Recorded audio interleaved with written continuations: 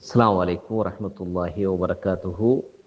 அன்பு சகோதர சகோதரிகளே, இன்றைய 45வது நாளுடைய பாடமாக நல்லொழுக்க பாடத்தின் கீழ் இன்று நாம் சில நற்பண்புகளை குறித்து, நல்லொழுக்கங்களை குறித்து நாம் காண இருக்கின்றோம். அதில் முதலாவது விஷயம், உறவினர்களோடு சேர்ந்து வாழுதல். உறவுகள் இரண்டு வகையாக இருக்கு.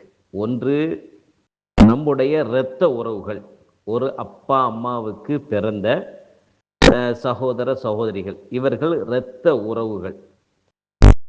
அதே போன்று மற்ற உறவினர்கள், பந்தத்தால் வரக்கூடிய உறவுகள், அவர்கள் சம்பந்தபுரத்தினால் வரக்கூடிய உறவுகள், நம்முடைய அப்பாவுடைய வழித்தோன்றல்கள், அப்பா கூட பிறந்த சகோதர சகோதரிகள், அதுபோன்று அம்மா வழித்தோன்றல், நம்முடைய அம்மா கூட பிறந்த சகோதர சகோதரிகள், இவர்களெல்லாம் நமக்கு உறவுகளாக வரக்கூடியவர்கள். ஒரு உறவு இரத்த உறவாக வரும், மற்றவர்கள் சுற்றத்தார் மூலியமாக, பந்தத்தின் மூலியமாக ஏற்படக்கூடிய உறவுகள். இவர்கள் எல்லோரையும் நாம் அவர்களோடு இணங்கி வாழ வேண்டும், அரவணைத்து வாழ வேண்டும், சேர்த்து வாழ வேண்டும் என்பதை இஸ்லாம் அழுத்தம் திருத்தமாகவே சொல்லி காட்டுகின்றது. இஸ்லாம் உறவினர்களோடு சேர்ந்து நடப்பதை அதிகமாக வலியுறுத்தியுள்ளது. அவர்களோடு உண்டான உறவை முறித்து கொள்வதை இஸ்லாம் தடை செய்து இருக்கிறது, ஹராமாக்கி இருக்கிறது. தடை செய்திருக்கிறதுனா ஹராமாக்கி இருக்கிறது.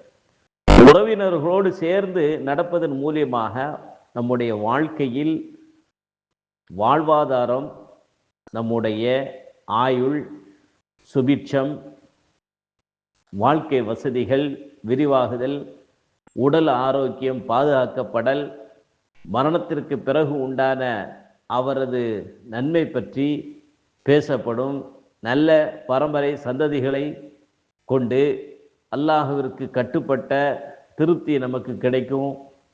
அதே போன்று நம்முடைய நேரம் பாதுகாக்கப்படுகிறது, சந்தோஷம், நிம்மதி போன்றவைகள் இந்த உறவுகளை பேணி வாழ்வதன் மூலியமாக ஒரு மனிதன் அடைந்து கொள்கின்றார்.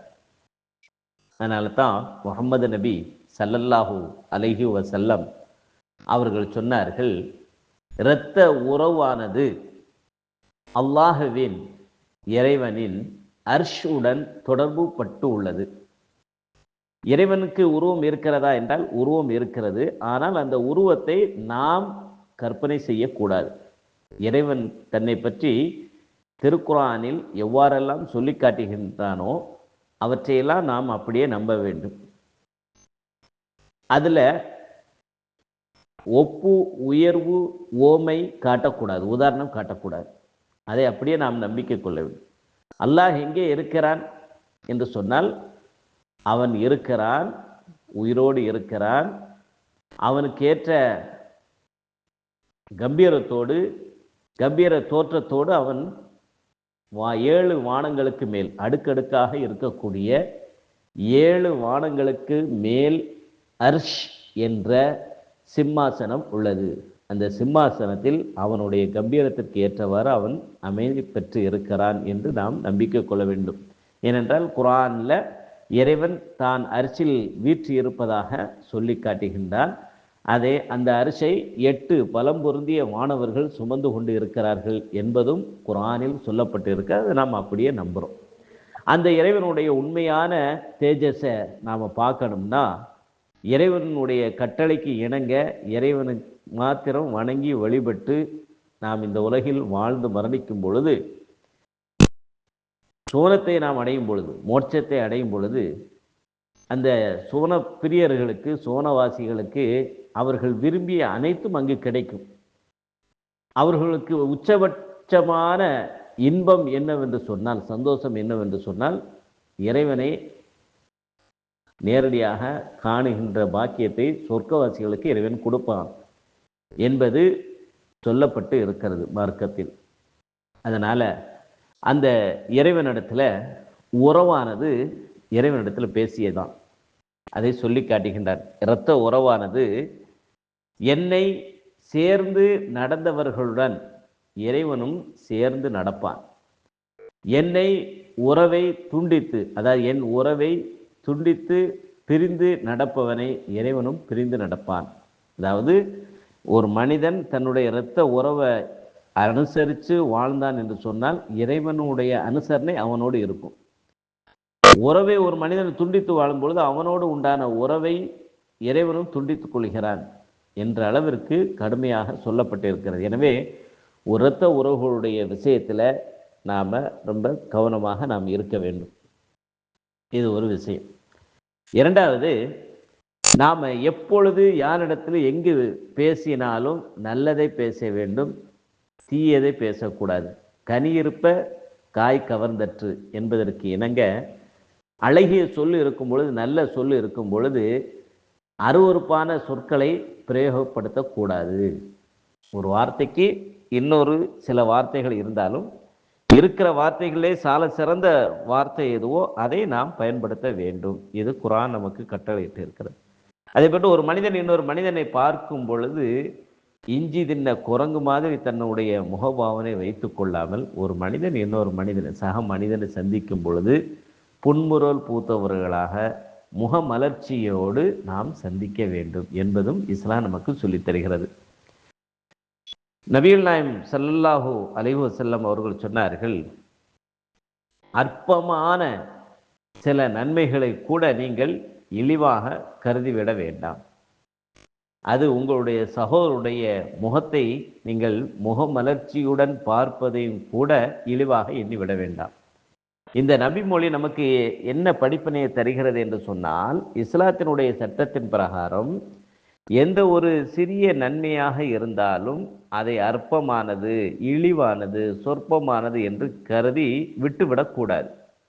எந்த அளவிற்கு என்று சொன்னால், ஒரு முஸ்லிம் தன்னுடைய இன்னொரு சகோதரனை சந்தோஷ முகத்துடன் முகமலர்ச்சியுடன் தான் சந்திக்க வேண்டும், பார்க்க வேண்டும், நோக்க வேண்டும்.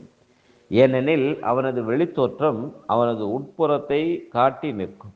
அதன் மூலம் இறைவனிடத்தில் கூலியை பெற முடியும் என்பது இந்த நபி மொழியின் மூலியமாக நமக்கு கிடைக்கக்கூடிய பாடம், அறிவுரை, படிப்பனையாக இருக்கிறது.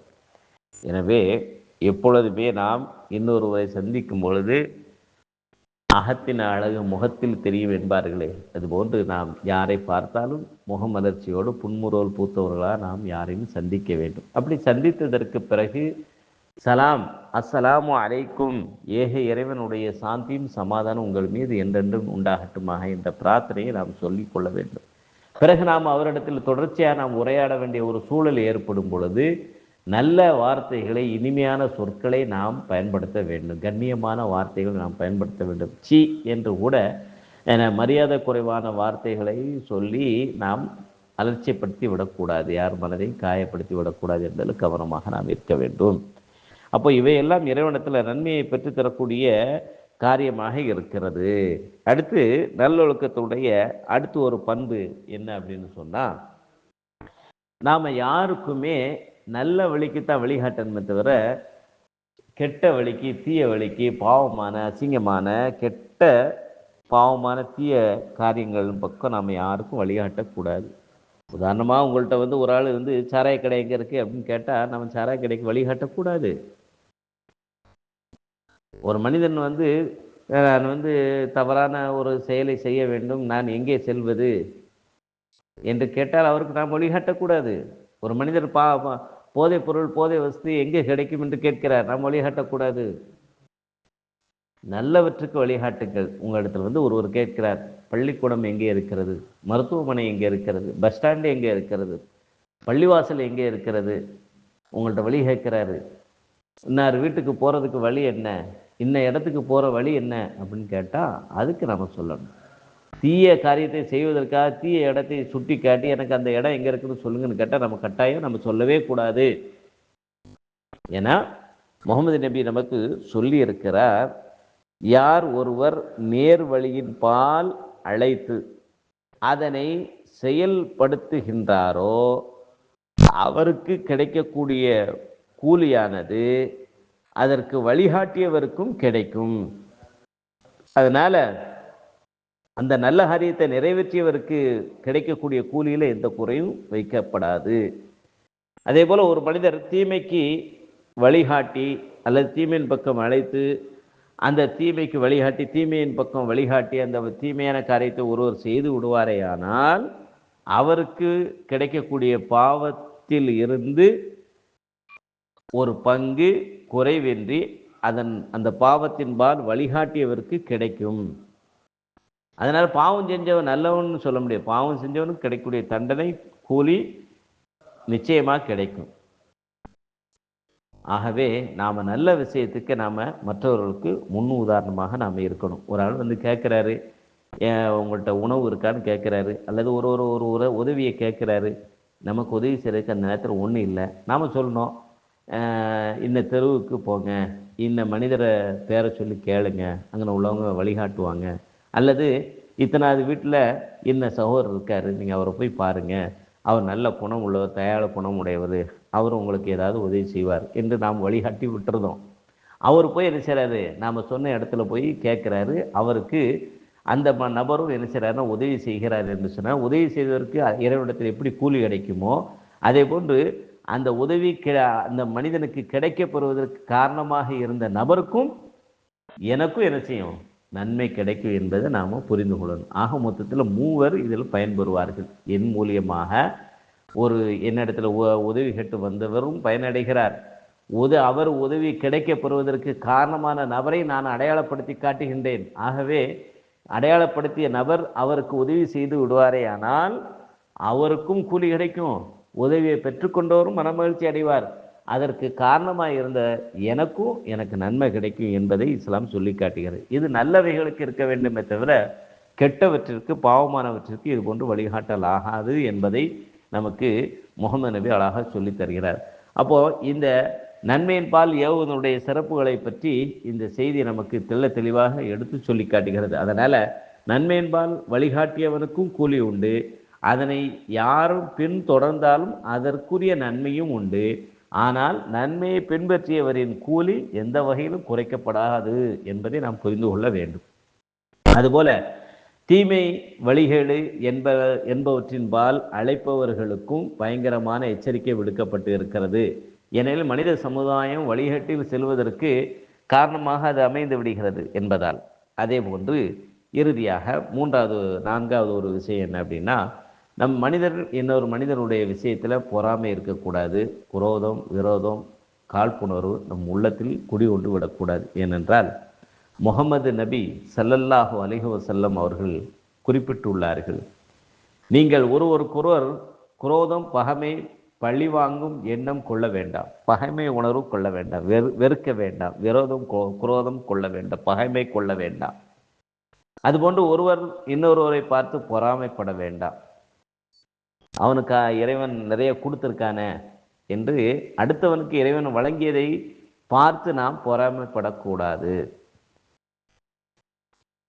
யுத்தத்தில் புறமுதுகி காட்டி ஓடக்கூடாது. போர்க்களம்னு வந்தாச்சு, சத்திய காரியத்துக்குன்னு வந்தாச்சு, அதுக்கு பிறகு பின்னோக்கி ஓடக்கூடாது. இறைவனுடைய சகோதரத்துவ அடியார்களாக அல்லாவிற்காக ஒருவர் இன்னொருவருக்கு இறைவனுடைய சகோதரர்களாக ஆகிவிடுங்கள். ஒரு முஸ்லிம் இன்னொரு முஸ்லிமான சகோதரனோடு 3 நாளைக்கு மேல் வெறுத்து வாழக்கூடாது, பேசாமல் இருக்கக்கூடாது என்றெல்லாம் முகமது நபி நமக்கு சொல்லியிருக்கிறார். அப்போ குரோதம் கொள்ளுதல், பொறாமை கொள்ளுதல், புறமுதுகி காட்டி ஓடுதல், பிரிந்து வாழுதல், ஒரு முஸ்லீம் இன்னொரு முஸ்லீமை எந்த வகையிலையும் நாவாலேயோ கரத்தாலேயோ துன்புறுத்துவது தடை செய்யப்பட்டு இருக்கிறது. இவையெல்லாம் முஸ்லிமுடைய பண்புகள் அல்ல. இஸ்லாம் சகோதரத்துவத்தையும் ஒருவருக்கொருவர் அன்புடன் வாழ்வதைத்தான் தூண்டுகிறது என்பதை நாம் புரிந்து கொள்வோமாக. இந்த நல்ல பழக்க வழக்க குணாதிசயங்களை எல்லாம் நல்ல ஒழுக்கங்களை நம் வாழ்க்கையில் நம்ம கடைபிடிக்கணும். எதெல்லாம் தீமையான காரியங்களாக இருக்கோ அதிலிருந்து நாம் விலகி வாழ வேண்டும். இன்னும் சில செய்திகள் இருக்கிறது, அதனை நாளைய தினம் நாம் பார்ப்போம்.